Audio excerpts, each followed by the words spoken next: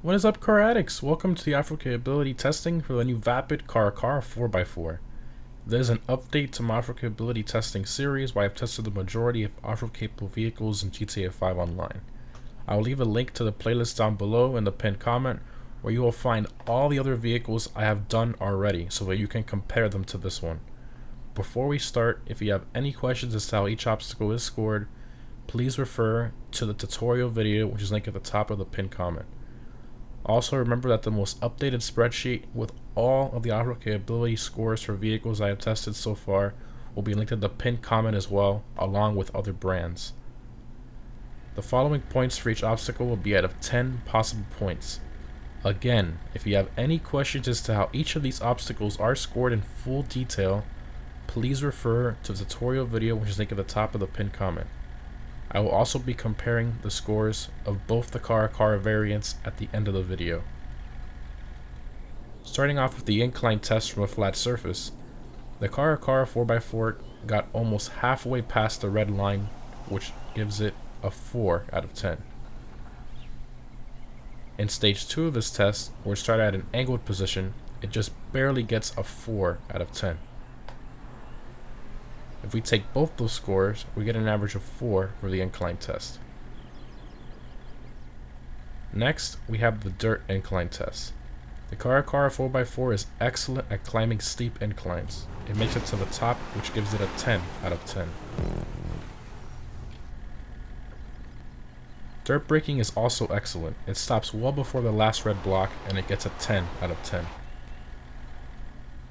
Rock crawling for the Caracara 4x4 is a lot better than I thought it was going to be, although the ground clearance isn't very good.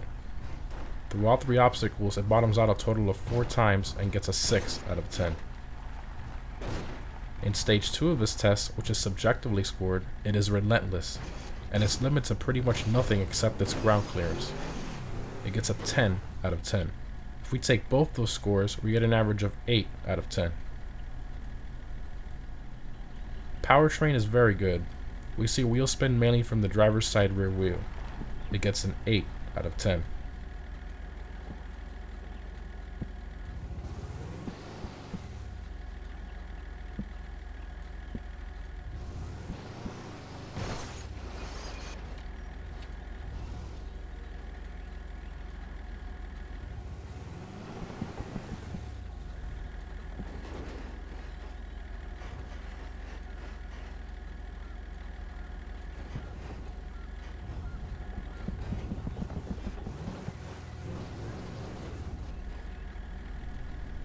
Next up, we have bumper clearance. It has very good rear bumper clearance, but the front, it has a low hitbox issue. It just barely scrapes the second bump, which gives it a 9 out of 10.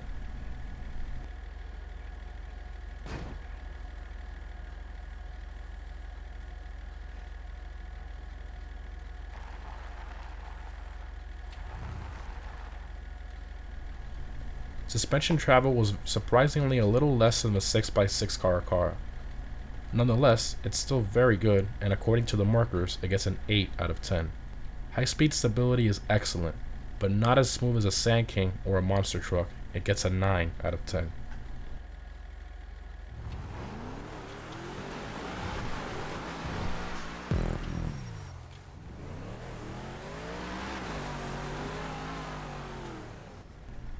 Next up, we have deep water testing. In stage 1, it makes it to the end, which gives it a 10 out of 10.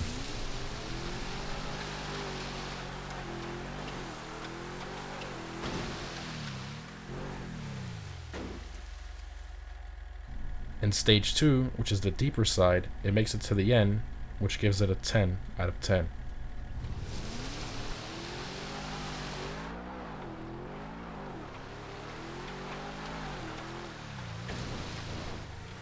If we take both those scores, we get an average of 10 for the deep water test. And finally, we have the dirt acceleration test. This path is exactly a quarter-mile long. Using the handbrake launch, it gets a very good 13-second quarter-mile. This gives it a 7 out of 10.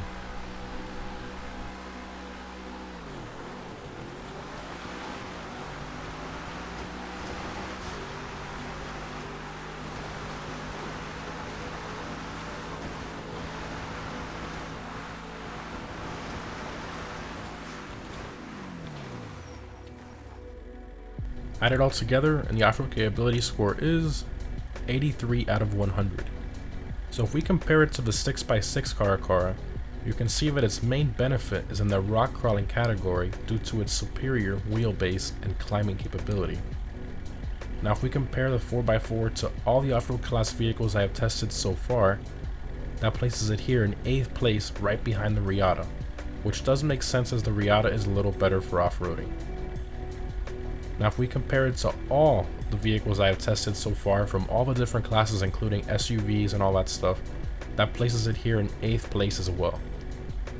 It unfortunately loses to the Camacho mainly because of the incline test due to its lack of torque. Keep in mind that these positions may change as I test more manufacturers and newer cars release. All in all, the new Caracara 4x4 is a very good choice for off-roading. It is miles better at off-roading than the 6x6 Caracara, and something you should definitely add to your garage if you want some variety. Well, that's it guys, hope you enjoyed the video. Again, if you'd like to see the other videos on the other vehicles I've tested so far and how the new Caracara 4x4 compares to all the other vehicles, I will leave the link to the playlist down below, as well as a spreadsheet which will contain the most updated breakdown and scores for all vehicles in one place. Thanks for watching, and I'll see you in the next one.